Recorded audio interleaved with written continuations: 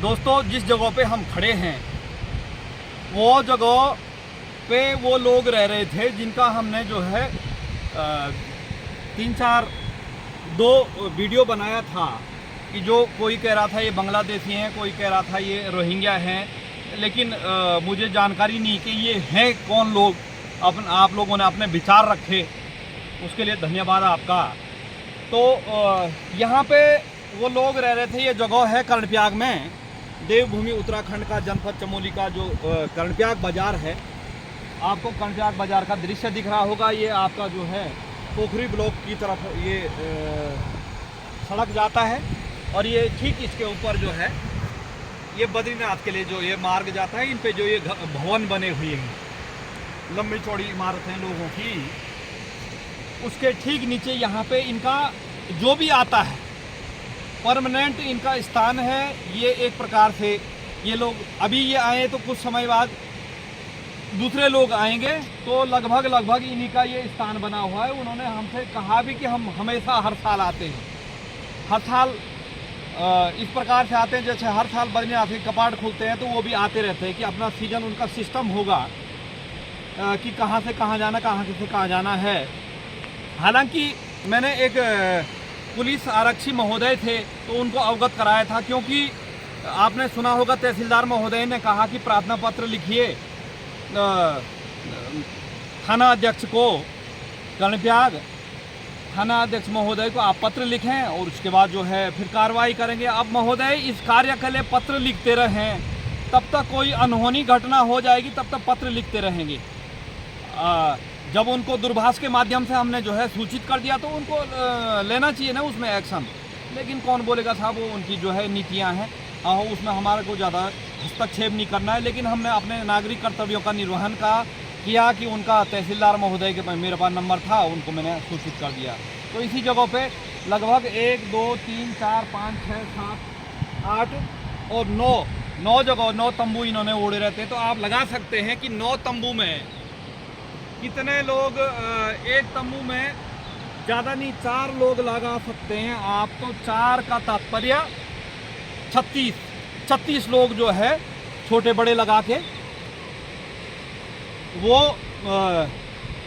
लोग यहाँ पे रह रहे थे। अभी अन्य लोग इसी प्रकार से जो है हमारे प्रदेशवासी और क्षेत्रवासी सोए रहे, तो इसी प्रकार से यहाँ पे आएंगे लोग और अपना अपना जो जिसकी जो मर्जी है वो करेगा। क्योंकि देखिए, सबसे सच्चाई ये है कि अधिकारी है या कर्मचारी है, उसने अपना जो है समय निकालना है।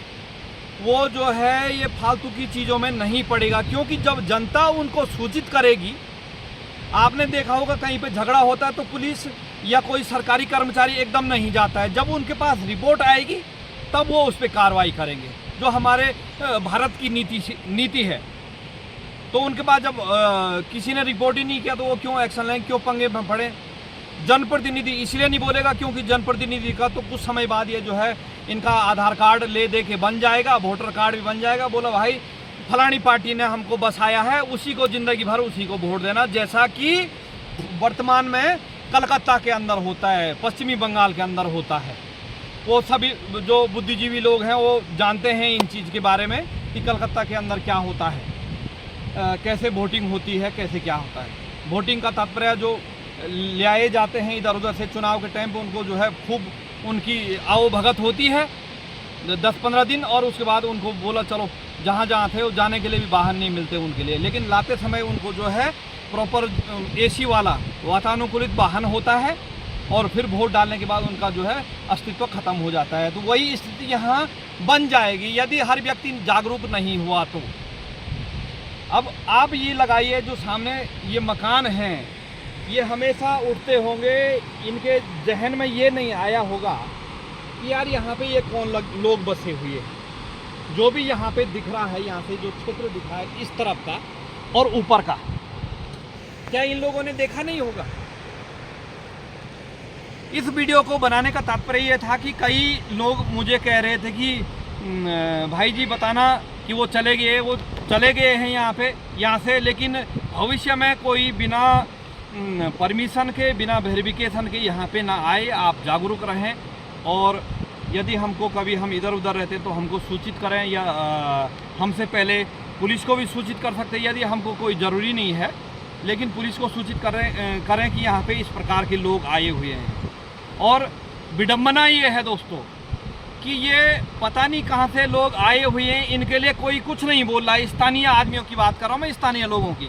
यदि कोई व्यक्ति विशेष यहीं का आ जाए, उनका जान पहचान या कहीं इसी इलाके उत्तराखंड का आके यहाँ पे बस जाए और वो अपना रोजगार शुरू करे, यदि 2, 4, 10 गाय भैंस रखे, तो उसके लिए झंडा डंडा लेके लोग तहसील में जाएंगे, नगर पालिका में जाएंगे और धरना प्रदर्शन करेंगे, क्योंकि वो अपना भाई है। हालांकि मैं ये नहीं कह रहा हूँ ये अपने भाई नहीं, लेकिन इनके पास जब कोई प्रूफ ही नहीं है तो हम इनको कैसे मान लेंगे।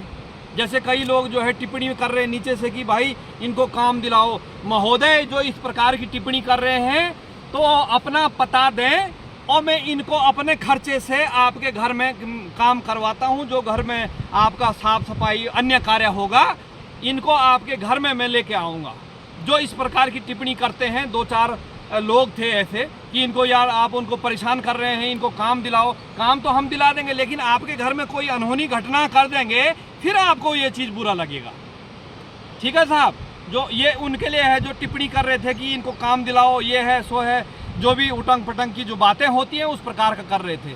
मैं उन्हीं लोगों को बोलता हूँ आप अपना घर का पता मुझे दें, और मैं इस प्रकार के आदमी यहाँ पे नहीं हैं, लेकिन अन्य प्रदेश के किसी भी कोने में मैं उठा के, देश के किसी भी कोने से उठा के लाऊं और आपके घर में उनको जो है निजी कार्य के लिए रख दूंगा। ठीक है साहब, उनको आप तनख्वाह भी मत देना, आप केवल भोजन कराना, तनख्वाह भी मैं दूंगा, लेकिन आप अपने घर में रखना। उन लोगों के लिए बोल रहा हूँ जिन्होंने टिप्पणी की है इस प्रकार की कि जो है इनको काम दिलाइए। तो मेरा बोलने का तात्पर्य है, जब तक हम लोगों को हर व्यक्ति के जहन में ऐसे भाव नहीं होंगे देश प्रेम के, प्रदेश प्रेम के, क्षेत्र प्रेम के। हम ये नहीं कह रहे हैं, भारतीय संविधान में ऐसा है कि कोई कहीं भी जाके कारोबार कर सकता है, लेकिन उसके लिए भी रूपरेखाएं बनी हुई है कि उसका जो है दस्तावेज होना ज़रूरी है, और जिस क्षेत्र में आया हो उसका जो है पुलिस थाना या पटवारी क्षेत्र में नामांकन होना ज़रूरी है कि भाई हाँ सबको पता चलेगी सरकारी तौर पे ये यहाँ पे रह रहा है। खुदा न खास्ता जंगल का रास्ता, यदि कोई गलत बात होगी तो हम इसको पकड़ पाएँ कि ये उत्तर प्रदेश का है या बिहार का है या पश्चिमी बंगाल का या उत्तराखंड का है, देहरादून का है, कर्णप्रयाग का है, चमोली का है। तो वो इसीलिए जो है ये उनके वहाँ पे पूरा एड्रेस लिखा जाता है। तो दोस्तों, वीडियो बनाने का तात्पर्य यही था कि आप लोग जागरूक रहें, और जो लोगों के मन में संशय था कि वो लोग यहीं हैं या नहीं हैं, तो वो दोस्तों यहाँ से अभी चले गए हैं। ये पता नहीं है किस तरफ गए, जोशीमठ बद्रीनाथ की तरफ गए या श्रीनगर की तरफ, हरिद्वार की तरफ गए, या आपके नैनीताल या कुमाऊं मंडल की तरफ गए, ये पता नहीं है। फिर भी कहीं से पता लगेगा तो मैं अपने वीडियो के माध्यम से आप लोगों को अवगत कराऊंगा। और जो लोग गौचर में रह रहे थे, जो दूसरी वीडियो थी, वो लोग भी वहाँ से चले गए हैं।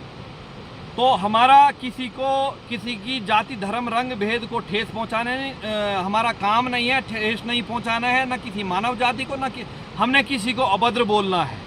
हमने अपने नागरिक कर्तव्यों का निर्वहन करना है, और इसमें जो भी उचित कार्रवाई होगी शासन प्रशासन द्वारा, शासन प्रशासन को हम निर्देशित करेंगे और संदर्भित करेंगे मामला।